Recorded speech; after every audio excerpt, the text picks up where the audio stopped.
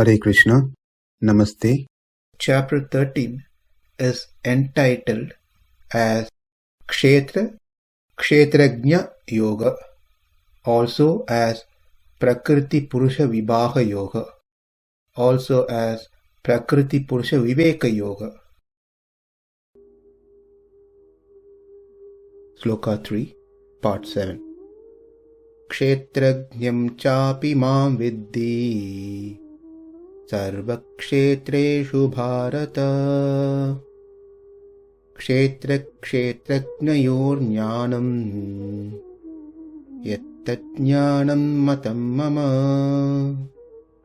Arjuna, understand that in all the bodies, the self who is the knower is also me.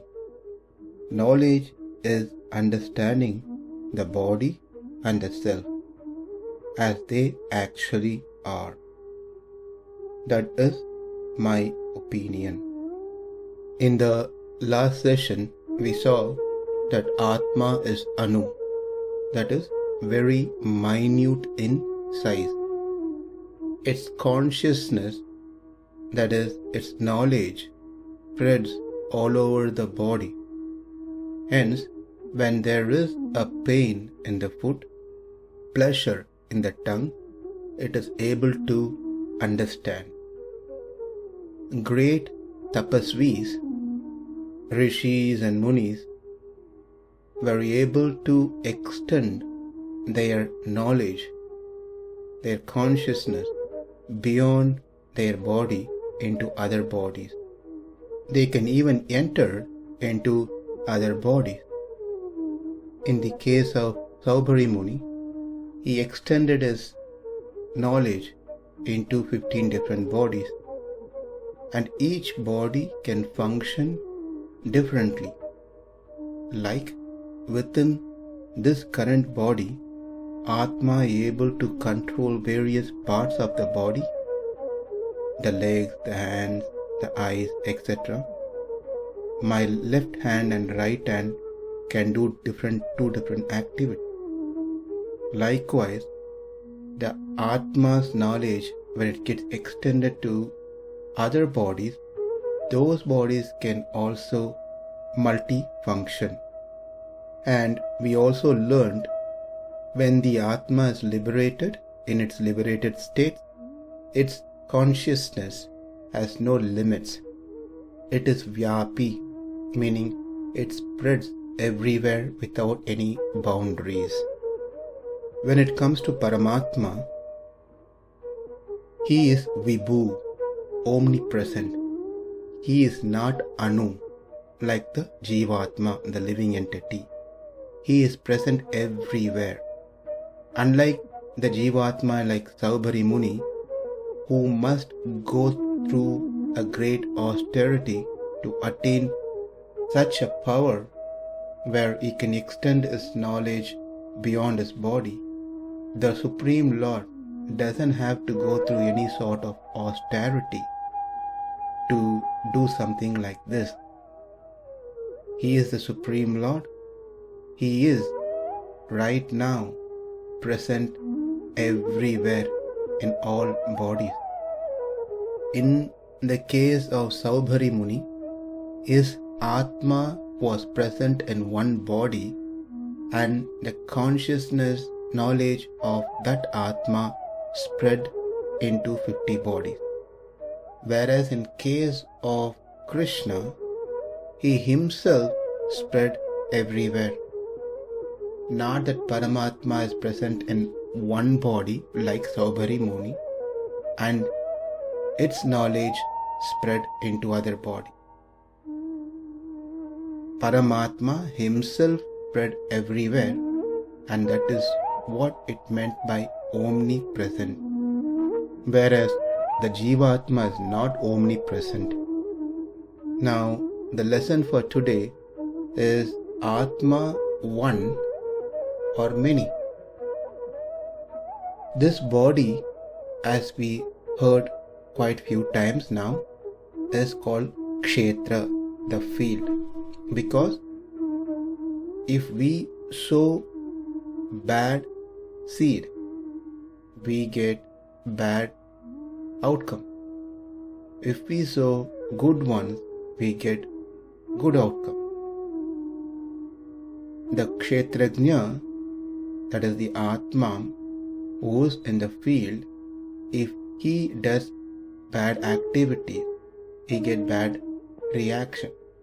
If he does good activities, he get good reaction. This is on each and every bodies that Atma present. There are schools of thought which says there is no such thing called Atma, and whereas others say there is only one Atma, not many. Whereas some say that Atma is just a concept, it is not a real substance. At this point, I would like to remind that when we did chapter 5, Sloka 7, we have spent enough of time on this topic. We compared with various other schools of thought, Advaitam, Buddhism, Jainism, Charvaka, and so forth.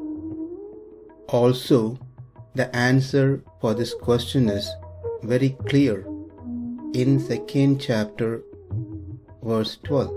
Natve vaham jatunasam natve me janadipaha nachayvana bhavishyamaha sarve vayam atah param. Never was there a time when I did not exist, nor you, nor all these kings, nor in the future shall any of us cease to be. This is told by Krishna to Arjuna. We can see there are plural terms are being used, that there are many, Atmas are many, you, I, these, meaning there are Atmas, they are all many, it's not one. Each body has one principal Atma. If someone says there is only one Atma, there is no many Atmas, then if another body gets any pain or pleasure, I must feel the pain and pleasure, but I don't feel so.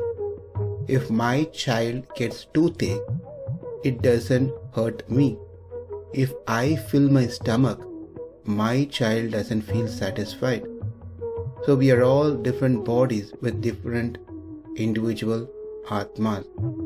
But one may argue saying in the scripture it is said, Deva tiryaka manushyeshu Oman yekaka vyavastitaha, which means that there is one Atma residing the bodies of devas, animals, humans, etc.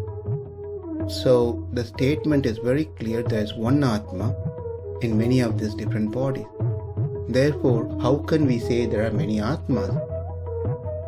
The intent of this statement in the scripture is not to say there is one Atma, but to say the Atmas are all of same nature. Each Jivatma, whatever body it resides in, is made of jnana, eternity. They are of an atomic size and they are swayam prakasha. There is no difference in their qualities. In that way, we can say it's all one Atma. Therefore, the Atma resides in animal body, human body, plant body, are similar, and they don't have differences in their quality. In that sense, the Veda says that Atma is one, which resides in all bodies. For example, take a sack of rice. There are many grains within that bag of rice, but it is called one rice bag. Even though there are many grains within that bag, we call it as rice bag. It's the same way, though there are many Atmas are present in various bodies, they are all called one because of their nature, their qualities, which are all one, which are all same. Their eternity, their knowledge, their size, there's no difference in any of these things.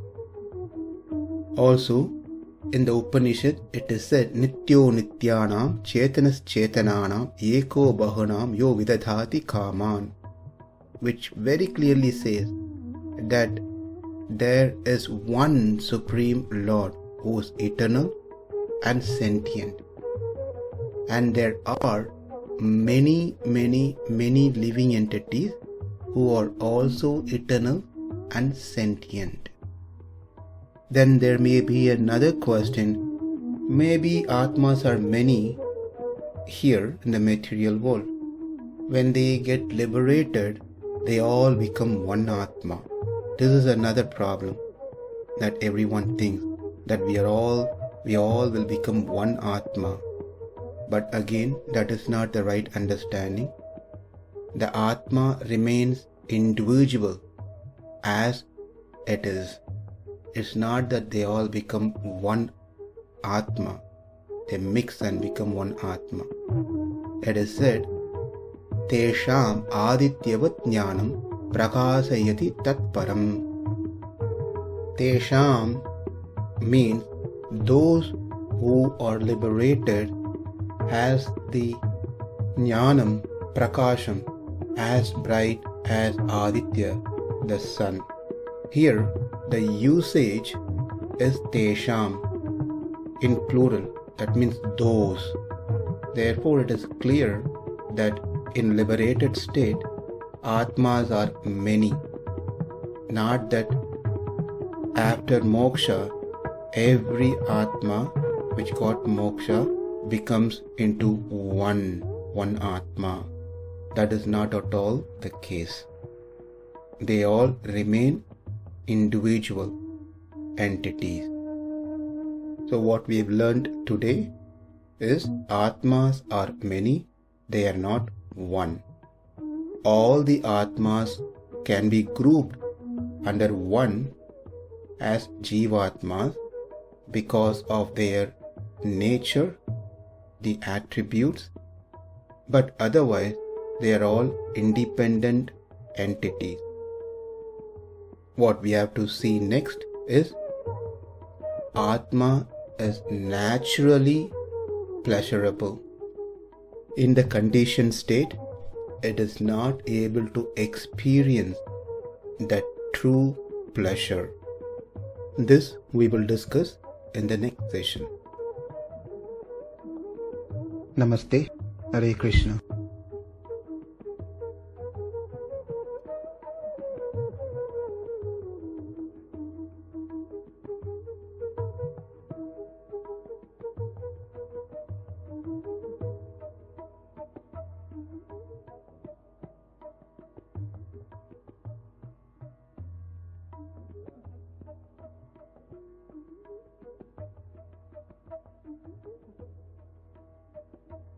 Thank you.